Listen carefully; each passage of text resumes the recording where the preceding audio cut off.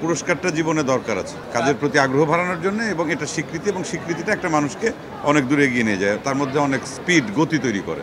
কে জিতবে, কে হারবে, কে ভালো করবে, কে খারাপ করবে, আসলে ব্যাপারটা হচ্ছে যে একটা সিনেমাতে অনেকগুলো চরিত্র থাকে। এই গল্পটি শুধুমাত্র যে বাংলাদেশের দর্শকের কাছে সীমাবদ্ধ থাকবে, নট দ্যাট।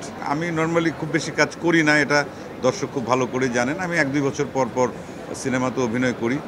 প্রথম কথা হচ্ছে যে অ্যাওয়ার্ড মানে তো স্বীকৃতি। আসলে আমরা যখন যে কোনো কাজই করি না কেন, আমরা স্বীকৃতি চাই সমাজে, দেশে, পরিবারে, এবং স্বীকৃতিগুলো যখন আমরা পাই তখন সেই কাজের প্রতি আমাদের একটা আলাদা আগ্রহ বাড়ে, মানে কাজের প্রতি কি বলবো, যে ডেডিকেশনটা বাড়ে, যে আমার এটা এখন দায়বদ্ধতা। যেমন আমি আমার জীবনে অসংখ্য পুরস্কার পেয়েছি, ন্যাশনাল অ্যাওয়ার্ড থেকে শুরু করে বাংলাদেশে এমন কোনো পুরস্কার নাই, দেশে বা দেশের বাইরেও অনেক পুরস্কার পেয়েছি। এখন এই পুরস্কারই যে সব, তাও আবার না।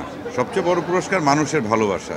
কিন্তু আবার তাৎক্ষণিকভাবে জাগতিক হিসাবে যদি বলা যায় যে একটা পুরস্কার যখন হাতে পেয়েছি, বা এখনও কেউ যখন কোনো একটা কাজের জন্য স্বীকৃতি দেয়, তখন কিন্তু মনে হয় যে না, আমার এখনও কাজ করতে হবে, কাজের প্রতি দর্শকের সেই চাওয়া আছে, আগ্রহ আছে, আমার দায়িত্ব হচ্ছে সেটি পালন করা এবং দর্শকের মনোরঞ্জনের জন্য ভালো কাজ করা, সেটা দেশের জনগণ, দেশের মানুষ, সাধারণ মানুষ বা সমাজ বা পরিবার, সবার জন্য।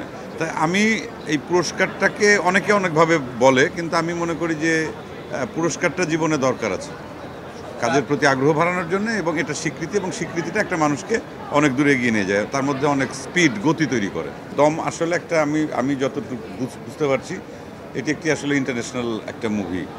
মানে এই গল্পটি শুধুমাত্র যে বাংলাদেশের দর্শকের কাছে সীমাবদ্ধ থাকবে, নট দ্যাট।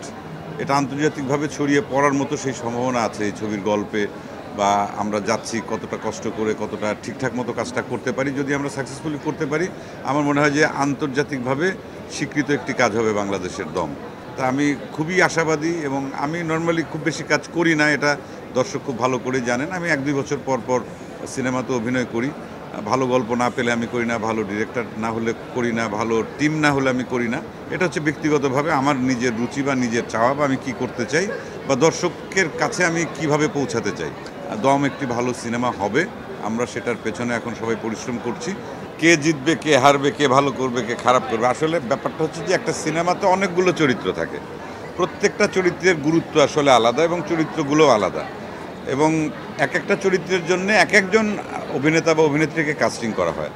সেক্ষেত্রে সে যদি ঠিকঠাক মতো কাস্টিং করতে পারে, তাহলে ওই ছবিটি ভালো ছবি হয়, দর্শক দেখে আনন্দ পায়। যেমন একটা ক্রিকেট টিম বা ফুটবল টিম তখনই ম্যাচটা জেতে যদি সবাই মিলে যদি একটা ভালো স্কোর করতে পারে।